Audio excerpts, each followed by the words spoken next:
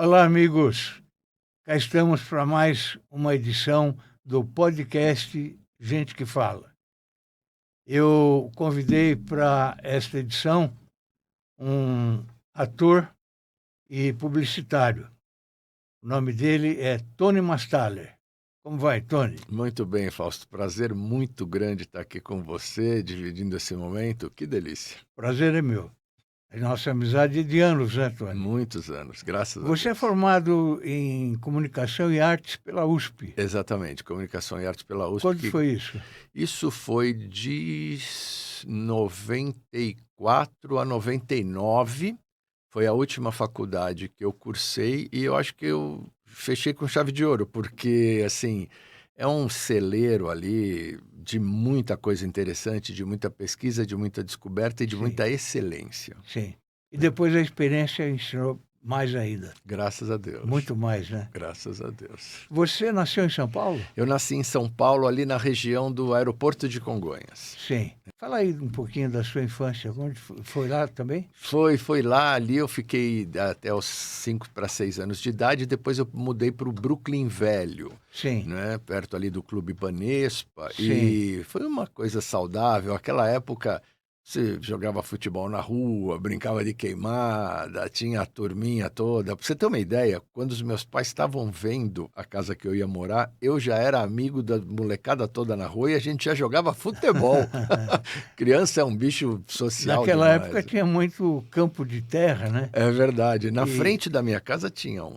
E a bola não são como essas bolas de hoje, não. Não, não, ali era capotão para estourar o dedão Capotão mesmo, né? bravo. Bravo. Na vida alguém inspirou você a seguir a carreira de comunicação e Olha, arte? eu te dizer que, assim, diretamente não, mas, assim, eu, graças a Deus, tive pais que sempre me incentivaram e sempre cultivaram a mim e aos meus irmãos, poder fazer o que tinham vontade de fazer, contanto que trabalhasse, né, que aquilo fosse um trabalho, fosse uma dedicação, que eu quero dizer, você tinha sempre as portas abertas. Então, aquilo me incentivou muito a seguir um início meio empregos normais, né? Eu trabalhei na Varig, depois eu vou com o meu irmão mais velho, o Fábio, fazer uma empresa de software. A informática estava começando, mas em determinado momento, conforme alguns colegas, eu virei a mesa e fui ser ator. E aqui estamos até hoje, né? Que bom, que É, bom, que que bom. bom. Olha, casamento e filhos. Cara, eu sou muito feliz, eu tô casado há 15 anos com a Eliana, que é uma companheira maravilhosa, uma paisagista e decoradora fantástica e que eu aprendo. Eu acho que casamento tem muito, além de você se apaixonar, de você admirar a companheira, o companheiro, né? E ela me traz isso, né? Eu tenho 2 enteadas maravilhosas, uma das quais já me deu o meu querido neto. Pois é, você tem um neto que adora, né? Ah, 3 anos. Fausto, eu estava numa fase da minha vida que, para mim, já estava ok, eu já tinha. Vamos deixando as coisas assim, vamos deixar o tempo passar. E me vem o Francisco. Aquela alegria, aquela vontade que te obriga, a todos nós, adultos, a olhar e falar: gente, o que eu posso fazer para tentar melhorar um pouquinho mais? Não o aspecto dele, que graças a Deus tem uma mãe amorosa, um pai amoroso, tem as tias, tios, os avós, mas o entorno dele, né? Eu ultimamente tenho trabalhado bastante com marketing político. Eu falei, o que que eu posso começar a contribuir? Olha Isso, ele aí, olha ele aí, esse é o Francisco.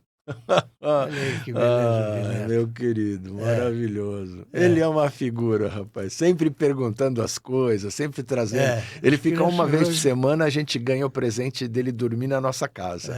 É. É uma festa, é uma Você festa. acha que hoje é mais difícil educar do que antes? Olha, do ponto de vista do bombardeio de informações que essas crianças têm, e eu acho que sim, o mundo caminhou, mas de qualquer maneira eu ainda acho que tanto antes como atualmente a grande diferença é o amor. O amor. Ele está na idade já do celular, não? Então, ele gosta de telas, né? Eu percebo isso e a gente toma um cuidado Isso é bastante uma guerra, grande. né? Isso é uma guerra terrível por É, causa de várias pesquisas que mostram essa esse problema que é essa descarga de várias questões mentais para a criança que não sabe ainda se proteger. Não sei nem se o adulto sabe se proteger tão bem assim, mas a gente tenta incentivar ele a fazer passeios aí no parque. Eu comprei uma bicicletinha daquelas sem pedal ainda para ele começar a exercitar o equilíbrio. Então, assim, todos nós tentamos fazer com que ele fique mais animado, mas claro que tem um momento que ele olha para uma TV e fala: "Quero assistir". E aí é desenho, e aí a gente vai tentando controlar precisa tomar sempre. muito cuidado, né? Infelizmente, o celular veio para o mal e para o bem, né? Com certeza, É, com certeza. Mas aí que tá, Fausto, é uma coisa que eu acho que a vida namora isso o tempo inteiro. Por exemplo, quando o avião foi criado, todo mundo, foi inventado, todo mundo, que coisa maravilhosa, tudo mais, transportando as pessoas num menor espaço, né, menor tempo. Isso tudo foi maravilhoso. Mas teve um dia que o avião despejou bombas. Aí a gente não tem que acabar com o avião. sim, A gente tem sim, que olhar e falar: olha, sim, bomba não vai dar, não é? sim. Então, assim, é o que a gente espera de uma raça humana eh, que tá tentando evoluir, que ela tenha o É, discernimento de poder usar as coisas para o bem. é. A raça humana anda complicada, né? Anda um pouco Não é só no complicado. Brasil, não, é no mundo Nossa, inteiro. nossa senhora. A intolerância É, está imperando. imperando e assim, eu não esperava, sinceramente, ver. Outro dia eu escrevi um artigo, aí eu volto a isso. Eu escrevi um artigo que dizia que eu pedia desculpas para as gerações que me sucederam, por entregar um mundo mais complicado para eles. Bom, primeiro que eu fui rechaçado nas redes sociais, queriam me matar. Acho que as pessoas não entenderam o que eu quis dizer do ponto de vista sociedade, né? Sim, Não estava culpando a ninguém especificamente. Mas acho que sim, né, você vê, por exemplo, hoje a coisa terrível que está acontecendo na Rússia e Ucrânia, né? é. A gente, com todo respeito a meus amigos, eu tenho amigos em muitos lugares, na Ucrânia e na Rússia também, mas você não pode invadir um país, matar crianças, É. mulheres, isso não pode. Milhares de crianças mortas. Simplesmente você não pode fazer isso. Ou você tem capacidade de resolver as suas questões de uma outra maneira, ou você, sinceramente, tem que ser eliminado, porque é um ser humano que está fazendo muito mal a muitos seres humanos. Então, assim, eu hoje em dia vejo, tem que ser cerceado da sua liberdade e cair no ostracismo, porque não dá, não é um bom É. exemplo isso. Tony, como anda você hoje no mundo das artes? Das artes, bem feliz, graças a Deus, né? O que anda fazendo? Eu consegui realizar muita coisa, né? A última que eu fiz agora foi eu participar da quadrilogia do Lázaro Ramos, que é um diretor É um filme? maravilhoso. Um filme, chama Outono, um ano inesquecível, é maravilhoso. Eu faço um cliente malvadão, mas Sim. contracenar com uma turma muito nova foi ótimo, ótimo. E ele é um diretor sensível, um artista fantástico, ao mesmo tempo com um pulso muito firme, porque quem trabalha, sabe, você conhece Sim, muito bem disso, sim, um set de longa-metragem é um chão de fábrica forte. Se você não tiver pulso firme, sim. a coisa desanda. Descamba. Descamba. E ele tem esse pulso firme ao mesmo tempo que ele te envolve num cuidado, numa excelência artística maravilhosa. O cara é um gênio mesmo. Você hoje prefere o cinema ou a televisão? Eu, sinceramente, hoje prefiro o cinema. Apesar de ser um apaixonado pela televisão, mas eu Você acho. já fez novelas? Já fiz novelas, minisséries, adoro, adoro. Mas eu acho que, nesse momento, a TV ela precisa entender um pouco o que ela quer. Eu acho que ela está um pouquinho perdida, sabe? É, não sem razão. Você tem hoje uma audiência que você disputa ela com as redes sociais. Você Sim. tem a questão... Mudou, né? Mudou a estética. Você tem hoje, por exemplo, de uma coisa que a gente não pode esquecer. As próprias pesquisas do governo mostram que, infelizmente, no Brasil, há 28% de analfabetos funcionais. Isso se reflete muito em tudo, em eleição, em comunicação, porque você tem que falar com essas pessoas decidem eleições e coisas Elas que importantes. elegem. Então, assim, você precisa entender. E o que acontece numa leitura rasa? Eles vão para essas pessoas e fazem coisas muito, muito simplórias, muito, com perdão do termo, eu não vou usar termo nenhum, não. Eu vou dizer o seguinte, muito simplórias e que ficam meio banais até de você compreender. Ora, eu entendo que a televisão é um canal muito forte e ainda é, mas para trazer uma provocação ao público, uma provocação no bom sentido, trazer um questionamento, trazer uma informação de qualidade, trazer um humor interessante, trazer uma informação legal. Então, tem um vasto caminho que, neste momento, ela está um pouquinho perdida, O né? jornalismo se salva ou não? Infelizmente não. Olha, tem raras e excelentes e, graças a Deus, exceções boas, Tem sim. mas o jornalismo passou a ser um jornalismo partidário em vários veículos. Quanto a isso, eu não tenho nenhum problema. Você tem todo o direito de ser partidário, mas que isso fique claro. O que não é correto é você ser partidário e tentar vender uma ideia, uma imagem de que você é um isento. Isso cria ruído na comunicação e acaba batendo errado no público, inclusive no analfabeto funcional, e isso volta. E quando volta, o jornalista não entende, poxa, por que estão me hostilizando? Você precisa ser claro, claro. Se espera, você é um mestre nessa história, você sabe muito melhor do que eu de que o jornalismo, ele precisa ouvir os lados, respeitando-os e levar isso para o público, Sim. não é? Eu aqui recebo gente de todos os partidos.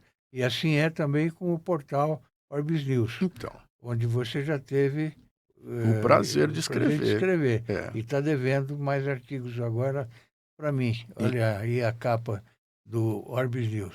É uma maravilha, é um prazer, É. mas eu estou preparando uma coisa bem legal para o Orbis, Que porque bom. porque eu estou escrevendo um livro junto com um estudioso alemão sobre comunicação. Sei. E eu estou num capítulo agora que é muito instigante e é desse capítulo que eu vou tirar o meu próximo artigo. Pode contar com isso. O capítulo ele trata sobre o que eu chamo de gatilho, que é o quê? Aquele momento onde uma cor de camisa num debate, ou uma palavra numa entrevista, ou algo que desmonta o seu adversário. Sim. E aí você já sai numa vantagem muito grande. Tática. E vou lhe dizer, não existe no mundo vacina que proteja ninguém 100% de um bom gatilho. Beleza. Você vai escrever sobre isso? Vou escrever e já me comprometo com você. Será publicado no Orbis News e só na Orbis News, porque dali vai para o meu livro. Tá bem, muito bom.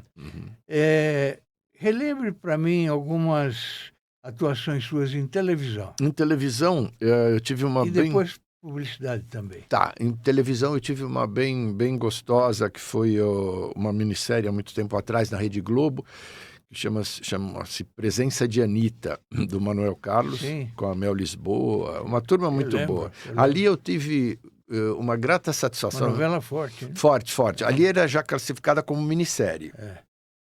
Ela era forte, ela era interessante, muito bem executada, e ali eu tive uma das demonstrações de coleguismo que mais me tocaram na vida, que foi a atriz e amiga Helena Ranaldi.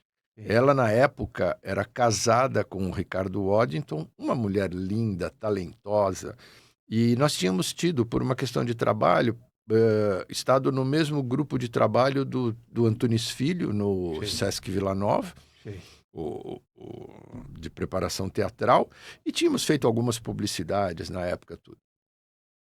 E ela, quando me vê chegando no set, eu não conhecia ninguém da Globo, Ela me pega pela mão, me leva, vai apresentando Zé Maier, Vera Holtz, Carolina Kesting, toda a turma, Mel Lisboa, etc. Leonardo Mijorin. Em 5 minutos eu estava conversando com todo mundo, estávamos jantando num clima muito agradável.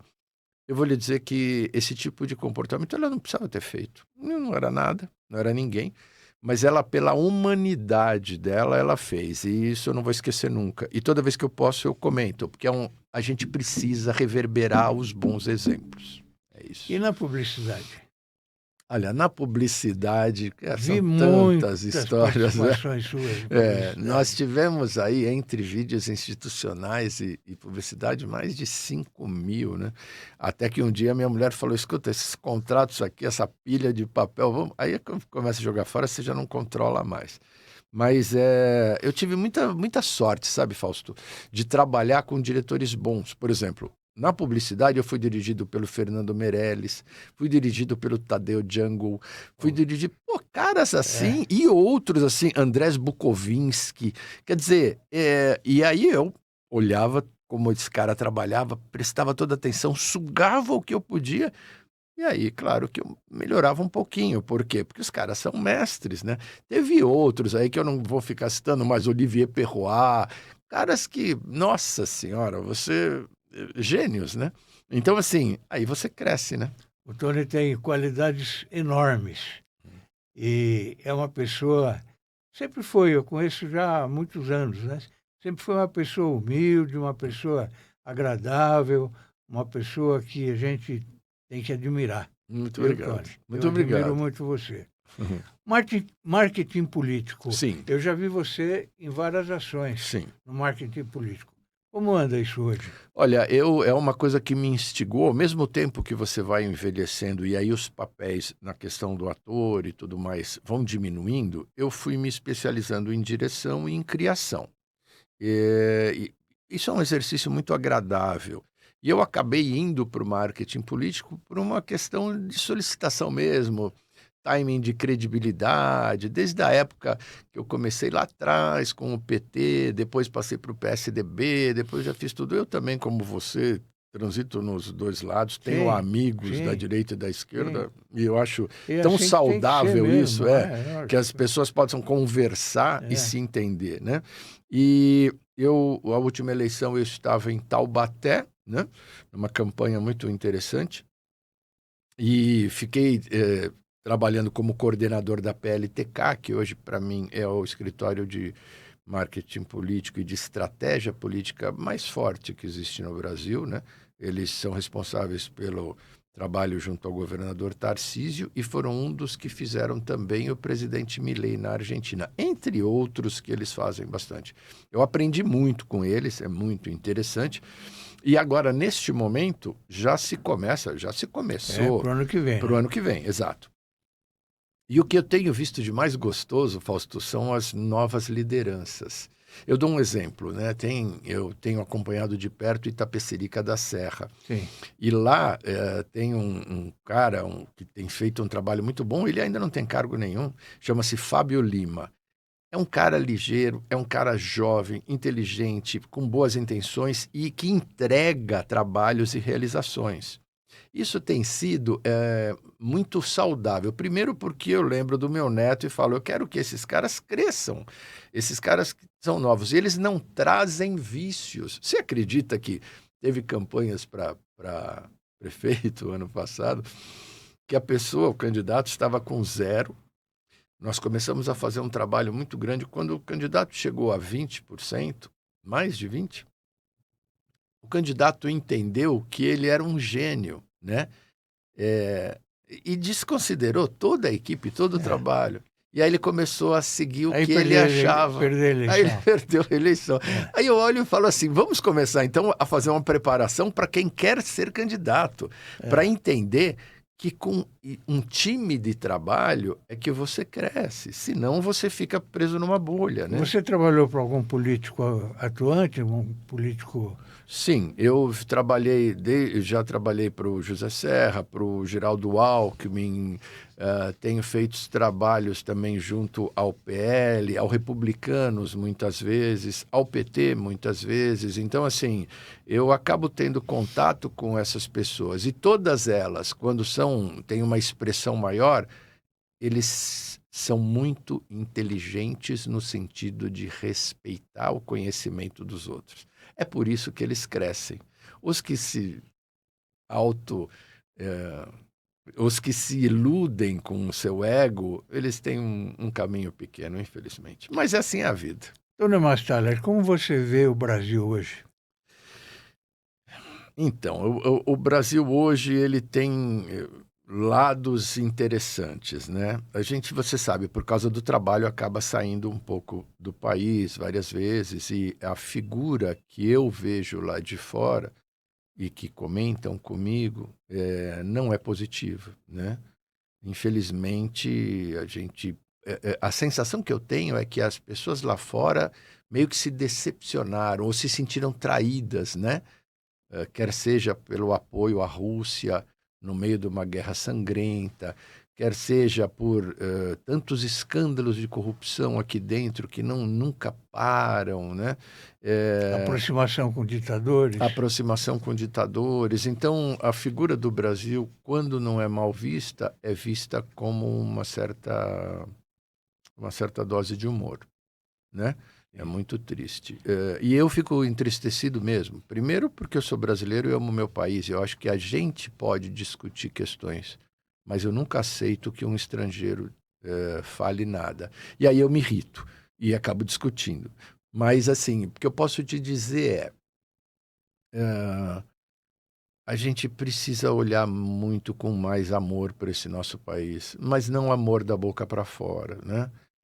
Você não pode ter coisa. Eu fiz uma sugestão para o Senado outro dia, naquele programa do Senado de criar leis. Sim. Eu queria que o marketing político, e aí eu estou advogando aqui, não em causa própria, contra mim mesmo, mas eu acho que se você é sério, você é sério. Não há discussão, não há meio sério. Então, assim, o marketing político, assim como a publicidade, por exemplo, eu não posso chegar com uma garrafa de água e falar, Fausto, ou vocês, telespectadores, tomem essa água que você vai viver mais 10 anos. Aí você toma água e não vive 10 anos. A empresa é processada, é fechada, sofre N sanções. No marketing político, eu posso dizer, olha, eu vou fazer isso, isso e isso. E cheguei e não faz. Porque senão, o que acontece? Você alimenta mentiras. Quer ver uma coisa? Existe uma pesquisa que mostra que o sonho do brasileiro já, desde sempre, é ter a casa própria. Sim. Então, se eu fosse candidato à presidência na próxima eleição, eu iria para a televisão e falaria, olha, no meu mandato, todos terão casa própria. Eu já fiz o cálculo, já fiz isso. Todo chefe de família, e principalmente a mãe, mulher de família, ela vai ter a casa própria no nome dela. Eu ganho essa eleição. Aí eu ganho a eleição, o que eu faço? Como fez o atual governo, né? Vem e fala, olha, vocês agora me deem dinheiro, porque precisa fazer isso aqui. Não, peraí, como me deem dinheiro? Você precisa se organizar, como é que você vai fazer? Então eu não consegui fazer, eu não consegui fazer.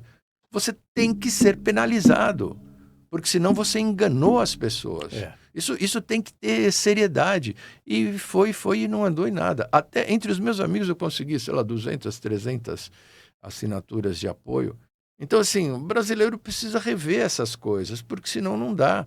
Você não pode ir para a televisão e falar, olha, eu defendo as mulheres, aí sai por aposentadoria uma Rosa Weber e o STF, que é o lugar hoje que, vamos ser sinceros, manda no Brasil. Sim.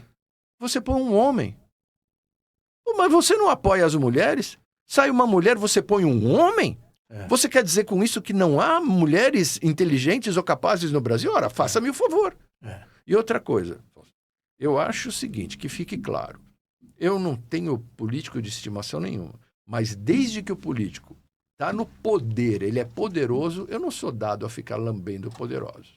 Se artistas lambem e paparicam, é um problema do artista que joga sua biografia para fora. Eu não digo atacar, mas eu digo cobrar ações de quem tem poder. Quem tem poder. Não me adianta nada ficar criticando gente que já não tem mais poder. O que eu vou ganhar com isso? Essa palhaçada, tapinha no ombro? Eu quero saber de efetividade. O nosso país precisa de efetividade, não de palhaçada. E o que eu vejo hoje é uma palhaçada. Tony, analisa para mim o comportamento do presidente Donald Trump. É uma das surpresas também da política, né, mundial. Eu acho que realmente o caminho dele é equivocado. Eu não vejo ele como... Aliás, há uma falta de estadistas no planeta impressionante. Impressionante, é geral. E eu não vejo ele como um estadista, eu vejo ele como um homem de negócios lidando com a maior economia do mundo e com o potencial bélico maior do mundo. Se você como é que ele consegue ganhar uma eleição dessa? Então, é a questão dos meus pares e meus colegas. A culpa disso é comunicação. Porque, veja bem, quem ganha uma eleição é o melhor? Não. Quem ganha uma eleição é quem conseguiu transmitir uma mensagem para o eleitor que se transformou em ação de voto. Isso não quer dizer que o cara seja melhor. Nem aqui, nem nos Estados Unidos, é nem o que lugar aconteceu nenhum. com o Bolsonaro e também agora com o Lula. Exatamente. Né? Então, quer dizer, no momento você coloca, ganhou o melhor? Mentira. No futebol nós vemos isso. Muitas vezes nós tivemos seleções do mundo que eram as melhores e perderam uma Copa. Então, assim, não ganhou porque era o melhor. Isso é uma mentira. E depois que está no poder, se cria a história, porque quem escreve a história é quem ganhou, sempre, na história do mundo. Então, assim, isso não acontece. Com o Trump é a mesma coisa. Ele está perdendo muito lá dentro, viu? Eu não me surpreenderia se tivéssemos algum movimento nos próximos anos, porque ele está perdendo muito, porque o americano não é o cara de Nova York, não é o cara de Miami, não é o cara de Los Angeles. Mas ele também não queria isso aí que está acontecendo, não. Você citaria algum país que pudesse ser exemplo para o Brasil? Eu teria que recorrer a países menores, e aí eu não me sinto confortável. Por exemplo, a Estônia, né? Ela tem um país bastante interessante, lida bem com as questões de diversidade. É um país que tem o maior, se eu não me engano, o maior índice de informatização. Então, as coisas andam bem ou apontam porque não estão andando bem. Então, eu diria que nesse setor, a Estônia... e aí eu vou cair para a Escandinávia, porque ali eu tenho equilíbrio. Uma coisa que eu acredito muito, que saudades de Cristóvão Buarque, né? Quando tiravam sarro dele, dizendo que ele era um candidato de uma nota só. Ele era claro e falava, sem educação nós não vamos a lugar nenhum. Aí, eu tenho o melhor ministro da educação, o outro é o melhor. Olha a nossa educação, Fausto. 60 milhões de analfabetos funcionais. Olha a nossa educação, o crime que cometem com essas crianças. Eu vou lhe dizer, eu estou por aqui para começar a apoiar uma mudança drástica na Constituição. Você tem que penalizar mais esse tipo de coisa. Muita coisa que tem que mudar, realmente. Muito, muito. As pessoas precisam responder por suas ações. Maioridade penal, você concorda? É uma questão que eu precisaria discutir mais. Por quê? Ela por um lado, pode ser muito cruel para pessoas que não estão dando essa chance a esse cara de melhorar. Eu acho que quem não está dando essa chance é que precisa ser responsabilizado. Você não pode ter um cargo político e aí você faz as coisas, depois você pega o seu paletó e vai embora e dane-se. Não, filho, você é responsável, senão vão os seus bens, os bens dos seus filhos, dos seus netos, dos seus irmãos, vai todo mundo. As pessoas precisam ter medo. Foi feita uma pesquisa nos presídios e perguntaram, e pesquisas sérias, estou falando, né? O que te faria parar? O cara falou a morte. Será que não é hora da gente repensar algumas coisas, né? Porque assim, fica com essa pose de bonitinho, mas nós não somos bonitinhos. Nós temos um país que tem lugares que nem o próprio país pode entrar. Então, assim, é hora de não naturalizar isso e falar, gente, vamos buscar uma maneira de começar a caminhar para um rumo correto, né? Porque senão o o futuro não será nada bom. Vamos seguir nesse tema. Vai a Cracolândia. Então, eu não pude estudar direito o que aconteceu ali, né? Pelas análises que eu tenho feito sobre o governador Tarcísio, ele é um cara que busca muito solucionar problemas, é o cara ideal, na minha opinião, para estar no governo do estado de São Paulo. Sim, é um cara forte, é um cara que luta pelos seus ideais, tem a bandeira dele, mas como eu respeito a da esquerda, eu tenho que respeitar a da direita também. É uma questão delicada. O Brasil tem várias questões delicadas que são tratadas, às vezes, de uma maneira. Eu não sei, para começar hoje, onde foi parar a Cracolândia. Alguns dizem que foi levado para outras cidades. Outros dizem que não, está espalhada por São Paulo inteiro. Está espalhado, não é? Então, São Paulo é uma cidade tão grande e tão complicada. Hoje, por exemplo, a especulação imobiliária está destruindo a parte do Alto de Pinheiros, a parte da Lapa. Isso está ficando muito complicado. A parte de Vila Madalena. E me dá uma sensação de que ninguém está vendo isso. Pôs um plano de diretor, foi discutido. Isso não está funcionando, gente. Que você põe um plano de diretor para ser discutido, as construtoras vão com 400 pessoas lá e aí você vai discutir o quê? Então, assim, esses sisteminhas, estou cumprindo a lei, não está funcionando. Existe uma verdadeira campanha agora, nesses últimos meses, da volta do paulistano ao centro. Antigamente a gente ia ao centro da cidade, aos cinemas, ia se divertir, passear nas calçadas sem problema nenhum e tal. Depois a gente passou a não ir mais ao centro, por medo. E hoje, o que você acha? Olha, eu acho uma tristeza. O nosso centro é lindo, ele tem obras maravilhosas, ele tem atrações fantásticas. Mas vamos conseguir retomar o centro? Nós vamos. Existe um projeto, inclusive, do governo do estado para transferir muitas coisas para lá. Muitas coisas que eu digo, as secretarias, organizações... Inclusive a sede do governo. Inclusive a sede do governo. E isso vai ser muito, muito, muito positivo. Então, assim, as pessoas precisam parar de partidarizar, de ideologizar discussões e vir para o prático. Uma mudança dessa no centro de São Paulo vai ser maravilhoso para a cidade, que precisa começar a pensar em crescer menos. Ela precisa. Isso não quer dizer empobrecer, isso não quer dizer nada disso, mas crescer menos. As nossas ruas não suportam mais a quantidade de carros, essas coisas precisam ser vistas. Tem muito profissional competente trabalhando nisso e eles precisam ter apoio político para isso. Já foi-se o tempo de trazer gente para São Paulo para poder ganhar eleições. Hoje as pessoas precisam ficar nos seus lugares e ter condição de desenvolver. O ano que vem a gente vai ter eleição para presidente, senador, deputado federal. Será que vai ser mais do mesmo? Se contar e se valer a pena a força que eu estou fazendo e a minha equipe, não. A gente está trazendo aí lideranças novas, e não é só por causa do novo. Não. Porque a gente que já tem bagagem e feitos para mostrar, mas que quer mudar o panorama. Eu, sinceramente, Fausto, não acredito na política, com raríssimas exceções, com pessoas políticos profissionais, com 8, 10, 12 mandatos. Não dá. Você tem que ter uma troca dessas pessoas, você tem que trazer pessoas que ainda não estejam viciadas para poder tentar ter a força de fazer a mudança, né?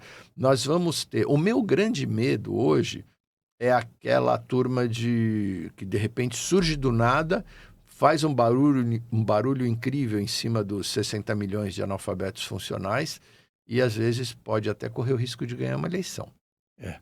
Infelizmente é isso mesmo. E essa regra é complicada. Infelizmente, nós estamos vivendo isso. Então, assim, eu tenho como saída jovens mais bem preparados e que também sabem lidar com as redes sociais. Eu prefiro esses caras do que você pegar um aventureiro. Um aventureiro é perigoso e você arrumar. Olha, se um político profissional, para você arrumar o que ele estraga, demora às vezes 2 décadas, um aventureiro vai demorar um século. Quem você gostaria que fosse presidente da República do Brasil hoje? Tem algum nome? Complicado, né? É complicado Pergunta até porque difícil, eu sou muito cobrado, né? Então, assim, eu te diria o seguinte, nós teremos na direita opções interessantíssimas, né? Como, por exemplo, que poderiam ser, né? O Ratinho Júnior no... Sim. Aí eu vi uma análise tão rasa outro dia. Mas esse nome não é... O Ratinho? Meu amigo, você vai eleger o presidente do país por causa do nome? Tenha paciência, né? Então você tem ele, você tem o Tarcísio aqui em São Paulo, que é um nome bastante interessante, mas aí São Paulo vai perder. Governador do Rio Grande do Sul. O cara, lá mais para o centro, Eduardo Leite, que eu acho maravilhoso. Você tem, quem mais? A turma de Minas, o Zema, você tem caras muito bons. E da esquerda? Da esquerda não foram alimentados da maneira correta novos líderes, né? Eu, infelizmente, na esquerda, vejo que, exceção do Lula... a gente está com um problema aí. E não há mais tempo, né? Nós estamos já... Sim, no meio do ano. No meio do ano. Falta um ano e meio. Então, assim, não há mais tempo para fazer. E quem é o que eu me pergunto? E com uma tristeza muito grande, porque a esquerda tem tantas realizações, tantas coisas interessantes, ela se colocou num local muito estranho, né? Como é que você faz, por exemplo? Me permita dizer, mas eu tenho que dizer, pelo próprio respeito ao PT, né? Você pega, por exemplo, a ex-presidente do PT, Gleisi Hoffmann, do momento que ela entrou no PT para o momento que ela saiu do PT. Ele decresceu violentamente. Não houve uma gestão de atuação partidária que respeitasse, que levasse junto, que envolvesse a população. Me dá a impressão sempre que está se olhando para um pequeno grupo e para o próprio umbigo. Isso apequena todo esse movimento. Isso é de uma tristeza muito grande.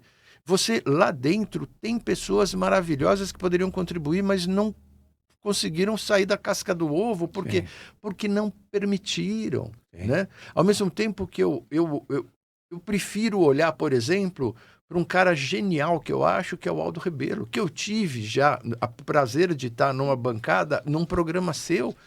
Poxa, o cara inteligentíssimo, um cara de visão, de peito. Que situação desagradável ele falando há pouco aí, tempo... junto ao STF. E ele era do PCB, né? Era do PCB. E tendo probleminhas com o Alexandre de Moraes, eu acho que algumas histórias devem ser respeitadas. Ele é um cara, por exemplo, que tem esse viés de esquerda forte, PCB... Foi ameaçado de prisão, né? De prisão. Gente, e ele não estava fazendo absolutamente nada disso, mas isso é ridículo, para dizer o mínimo. Mas ele, por exemplo, o Aldo Rebelo, ele é um cara que olha a direita e que é respeitado pela direita, porque a direita olha ele e fala, pô, você é um cara sério. Nós podemos divergir em várias coisas, mas é um cara sério. Nós precisamos de pessoas... Cadê a ética? Fausto, eu sinto muita falta disso. É aquela história. Eu posso detestar, não concordar com nada que você fala, mas eu tenho que lutar pelo teu direito de falar. É tão bonito. Eu vi outro dia um cara de esquerda...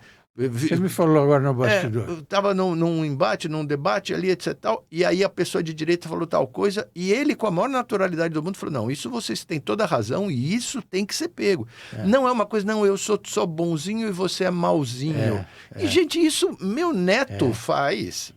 Tem 3 Parar anos. com esse negócio de nós e eles. Não é? Uma divisão idiota aí, que já é provada que é tão... Aí alguns elementos da direita também querem vir com um histrionismo assim, impressionante, porque são radicais. Isso é uma bobagem de estratégia rasa de marketing político. O Brasil precisa parar com isso.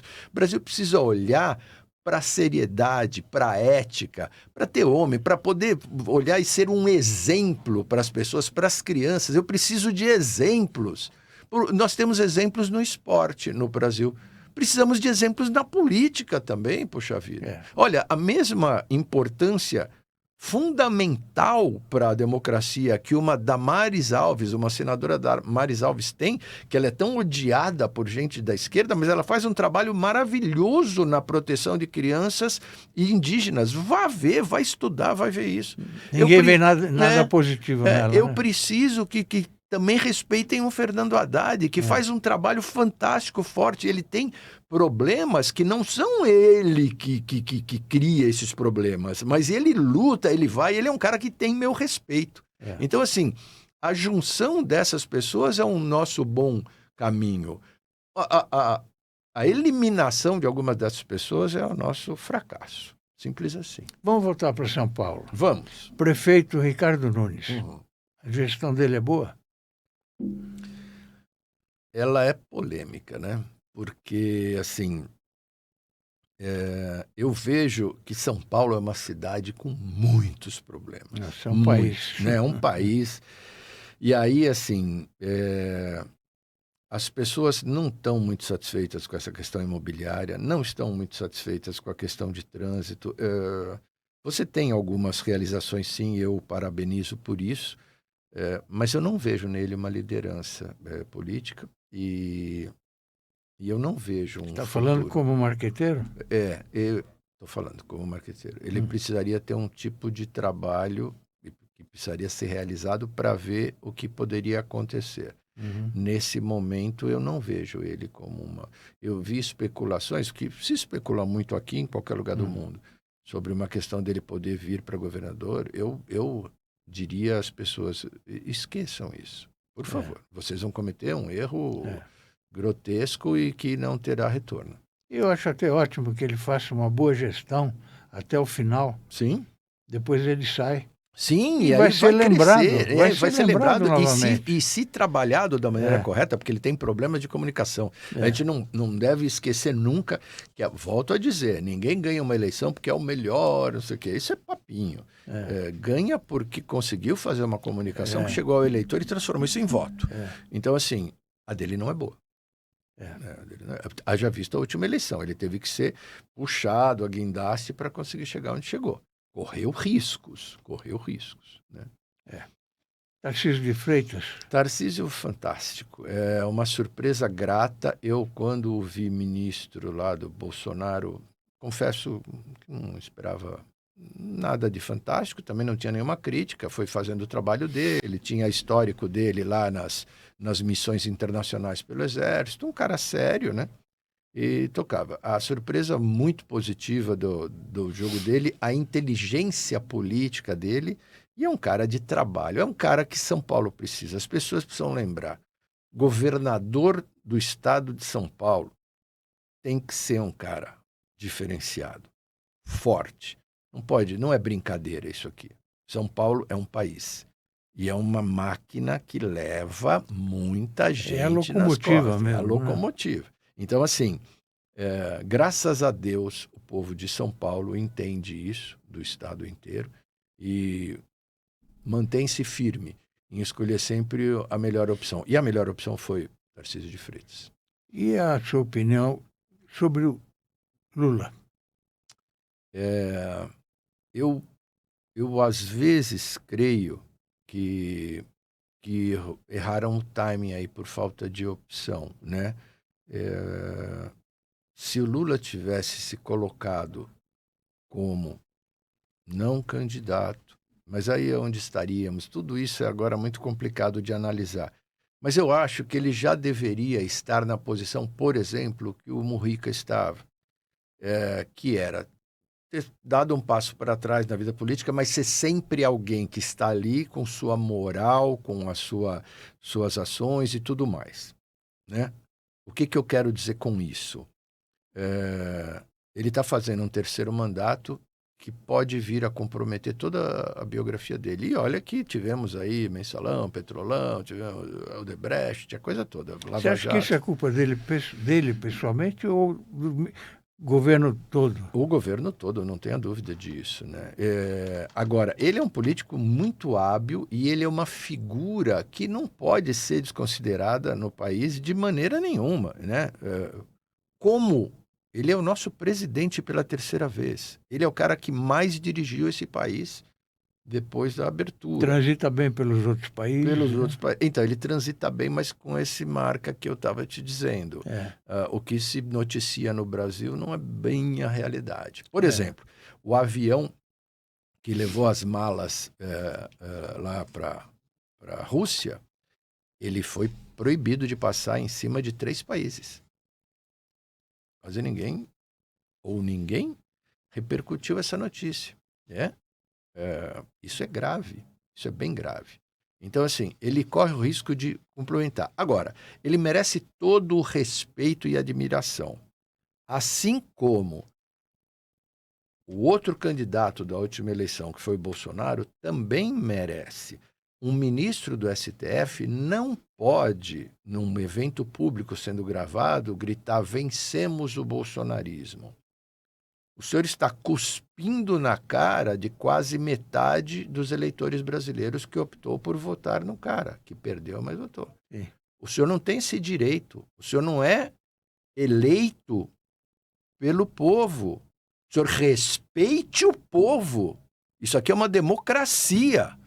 Ele tem que respeitar o que o povo elegeu. Vencemos o bolsonarismo. Eu tenho várias discussões sobre isso. O que é bolsonarismo, para começar? Eu acho que as pessoas estão meio equivocadas em termos, mas vamos lá. Mas vencemos o Bolsonaro. Ficou muito ruim. Foi o pior que o perdeu Manete e tal. Pô, eu peço um pouco de seriedade, de controle, de nível para os ministros do STF. Não são popstars, são ministros do STF, né? O Brasil precisa de vocês, ministros do STF, né? Não... Mas querem mandar no país, né? De novo, eu estou por aqui para a gente poder analisar novamente a Constituição, porque tem coisas que estão muito complicadas, né? Será que a televisão, essa exposição deles que prejudica? Olha, eu te contei hoje, aqui para a turma toda, essa questão de candidato que você pega com 0% e leva para 20% e ele acha que é ele. Todos os seres humanos têm o ego. É complicado. Tem uma hora que o cara olha e fala assim: eu acho que é Deus, eu logo embaixo, e aqui está o povo. E aí ele não se segura. Vamos falar de coisa mais leve um pouquinho? Vamos. Futebol. Futebol. Você é São Paulino. Uhum. Graças a Deus. Está satisfeito com o time, não? Mas o São Paulino, ele é um cara que, assim, se o São Paulo empata, ele já está feliz. A verdade é essa. Aliás, vem empatando faz tempo, né? É verdade. A verdade é essa, né? A gente acho que ainda está em processo e não para de estar em processo. Mas está na Libertadores. Está na Libertadores, está fazendo um bom trabalho. Eu gosto muito desse técnico. Eu gosto muito do time. Mas é sempre uma surpresa. Mas eu quero falar de esporte com você. Pode falar. Vou te contar uma coisa fantástica. Opa. Conheci um esporte que está me ajudando muito, que chama pickleball. Pickleball, o que é isso? Pickleball é um grossíssimo modo. Você pega um jogo de tênis de mesa e põe na quadra. Então é um ping-pong na quadra. É uma quadra bem menor, a rede mais baixa, uma raquete de fibra de carbono e uma bolinha furada e grande, assim, com um monte de furos. Pesada, leve? Leve, bem levinha. Ela virou febre em alguns famosos. Aí o Agassi está jogando muito, a mulher dele é Steph Graf. Lá fora, Estados Unidos está com mais de 60 milhões de praticantes de pickleball. Aqui no Brasil está uma crescente muito forte, muito grande. E eu entrei nesse barco. Eu estava passando do lado de uma quadra, fiquei olhando aquilo, o que esses caras estão jogando? Aí um cara lá falou: tudo bem? Tudo bem. Quer jogar? Eu estava saindo da academia, né? Falei: eu não sei lá, eu nunca joguei. Vem pra cá. Pô, joguei 5 minutos. Tem criança jogando junto com idoso, junto com adulto, mulheres, faz dupla mista, dupla isso. Com raquete? Com raquete. É um esporte de raquete que já tem pesquisas no mundo que mostram que o esporte de raquete te traz longevidade e melhora a cabeça. Pesquisas sérias, é só procurar na internet. Então, uma coisa muito legal. Entrei até num campeonato aí, Campeonato Brasileiro de Pickleball. É lógico que era um campeonato, foi um campeonato sério, parabéns a quem ganhou. Eu só perdi, mas a experiência de estar num campeonato foi maravilhosa, né? E os caras estão fazendo, aí conheci lá o pessoal, o presidente, Paulo André, o cara tá fazendo um trabalho fantástico, tá levando para as periferias. Então, assim, um esporte que está crescendo muito e vai ter. Então, assim, eu te recomendo e recomendo a quem estiver ouvindo. Vai jogar pickleball. A família tá jogando unida. Eu vi avô jogando com o neto. O meu netinho já pegou na raquete. Eu já comecei a ensinar os primeiros toques para ele. Tem a rede no meio. Tem a rede no meio, como se fosse uma quadra de tênis bem menor. Sei. Aí tem um outro espaçamento que eu não vou detalhar aqui. Sei. Mas, assim, é muito gostoso. Tem capacidade, tem categoria 80 a mais, 70 a mais, 60 a mais, que é a minha. Eu fui jogar na categoria 40 a mais e me perdi. Mas foi um bom... É o meu esporte. E hoje. que esporte mais você praticou? Olha, eu gosto de musculação. Na minha idade eu preciso fazer, né? Por causa da perda muscular. Gosto de voleibol. Joguei na Varig, a nossa querida antiga Varig. Eu era do time da Varig. Joguei tênis bastante, né? Eu acho que a gente tem que mexer a carcaça um pouco. Senão o negócio fica complicado. Você acorda cedo, Tony? Não, eu vou dormir tarde. Esse é o X da questão, porque depois que eu vejo o último jornal, eu começo a fazer as considerações do que vai acontecer no outro dia e os desdobramentos. E eu devo isso a algumas assessorias que eu tenho feito. E aí eu preciso estar em cima da pinta com eles. Vê televisão ou não? Eu vejo, eu sou um apaixonado por... Se me largar... Novela? Você gosta de novela? Então, novela, ultimamente, eu acho que, naquilo que conversamos, perdemos um pouco a mão. Então, não estamos entendendo bem ainda. Mas eu gosto muito de noticiários, gosto de jogos, gosto de filmes, gosto de séries. Eu sou noveleiro, viu? É? Eu gosto de ver o trabalho dos atores, das atrizes. Legal, né? legal. É gostoso, os textos. É né? verdade, muito bom. Não, e tem trabalhos, Fausto, muito interessantes. Por exemplo, quando eu trabalhei para a HBO, a gente fez aquela série O Negócio. Foram 4 temporadas. A série, foi exportada para mais de 50 países. Em alguns países ela só perdia para o Game of Thrones. E ali, na verdade, quem viu a série, muito bom gosto, feito pela Mixer aqui no Brasil, fantástico, atrizes maravilhosas. Eu era o pai de uma delas. Eram aulas de marketing. Era muito interessante. Você tá todo um roteiro, tem toda uma história, mas um dia um amigo meu virou e falou, mas peraí. Ali tá. Eu falei, agora caiu a tua ficha, são aulas de marketing. Isso é televisão maravilhosa. Você traz conteúdo, você traz enriquecimento sem perder a beleza estética da coisa, sem perder a proposta artística da coisa. Isso é a televisão que eu gosto. Ô, Tony, e essas apostas do chamado bet, né? Hoje tudo termina com bet e a propaganda que eles fazem, a publicidade é enorme, é em rádio, é em televisão, ou seja, é muito dinheiro. Então, estão ganhando muito dinheiro para fazer tudo isso. Com certeza. E deixando muita gente pobre. Porque vai lá fazer a aposta, o jogador tal tem que levou 2 cartões amarelos, ou levou 1, e na minha opinião, isso aí abre caminho para muita corrupção dentro do esporte. Não tenha dúvida. Não tenha dúvida disso. Eu gostaria só de lembrar que nós passamos muito tempo aqui no Brasil discutindo sobre jogos. Se ia liberar jogos, não ia liberar, como é que ia ser. Logo depois que os bingos foram fechados, aquela coisa toda. Aí se falava, na época, de criar um seguro saúde para as pessoas que tivessem, e que, claro, as empresas de jogos iriam pagar. Se falou muito sobre seguro financeiro para quem tivesse essa queda. Claro, tudo normatizado, as empresas iam pagar. Se falou muito sobre todas as coisas. Nada caminhou. De repente, passaram-se anos, da noite para o dia, essas bets estavam autorizadas. Sim. Sem nada disso. O Brasil, volto a dizer, não tem a educação formal. Nós somos 60 milhões de analfabetos funcionais. Vamos ter isso. Isso não sou eu que estou falando. Própria pesquisa do próprio governo. Ora, você não pode despejar. Você pega... Teve um ano aí, passado ou retrasado, dos 20 times da Série A, 19 eram patrocinados por bet. Sim.